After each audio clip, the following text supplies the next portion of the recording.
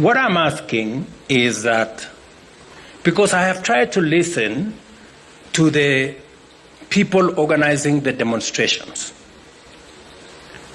and they have said three things. They have said they love Kenya, but they hate the leaders. And they have talked something about one term. And they have said Ruto must go. Those are the things I have listened to. You know? And therefore, I want to ask them this. Because if you truly love Kenya, as you say, don't burn your country.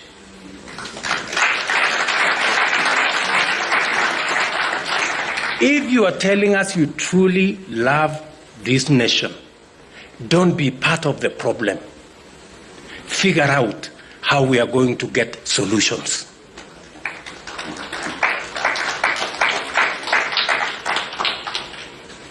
If you hate the leaders, I want to tell you, hate brings conflict. Conflict brings violence. Violence is not a solution to unemployment, is not a solution to any of the challenges that Kenya is facing. So, if your strategy is anchored on hate for other people, for leaders, how are you going to provide a solution for our nation? If your protest and demonstration is anchored on hate for others, we must be honest, we must be candid with ourselves as a nation, because what is going on in these streets, people think it is fashionable. We go there, take selfies, post on social media. I want to tell you, if we continue that way, they will finish with the small enterprises in downtown. They will move. They will be in Kileleshwa. They will be in Lavington. They will be in Karen. They will be everywhere, and we shortly will not have a country. I don't know whether that is the direction we want to go. And if it's a question of terms, the Constitution already has sorted out and settled the issue of terms. Terms are limited. You can either be one term, you can be two term. Maximum. You cannot have more than that. So what is this craze about terms? The Constitution already provides for those terms. So please, let us look for the solutions of our challenges. And solutions cannot be found in terms. Solutions are found in strategy and a plan.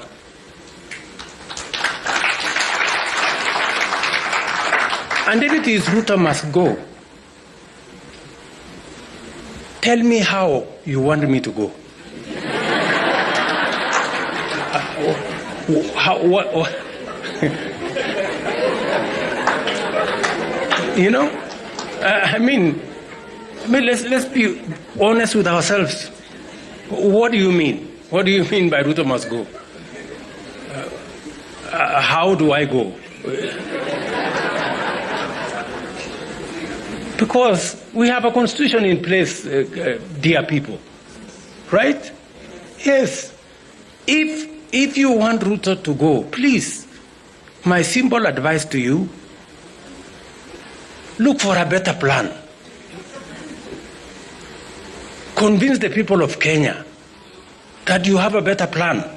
This one of mine has created 250,000 jobs in the housing sector. Look for one that creates 500,000. This one of mine, I have brought down the cost of unga from 240 to 160. Look for one that brings it to 50.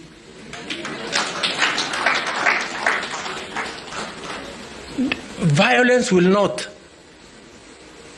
Anarchy will not.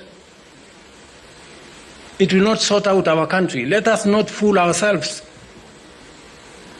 So, let's be honest to one another. I have listened to what these people are saying. So, if you want Ruto to go, please do the honorable thing, Develop a better plan than the one I have. Yes. The one that creates more jobs than the one I have. The one that brings down the cost of living than the one I have. The one that creates more opportunities for the young people of Kenya than the one that exists. Do not tell us that you hate so-and-so. This one must go. That one must have this term or the other. And you have no strategy. I have said you cannot replace a plan that is working that you don't like with no plan. The only thing you have, you are armed with hate and violence. And then you want us to agree with you? Really? Please. There are very few fools in Kenya. Persuade us. If you persuade us, I can also go and concentrate on farming and help in food security, If you have a better plan, but don't ban the country for heaven's sake.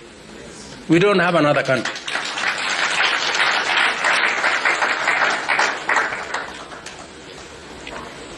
And I want to ask the leaders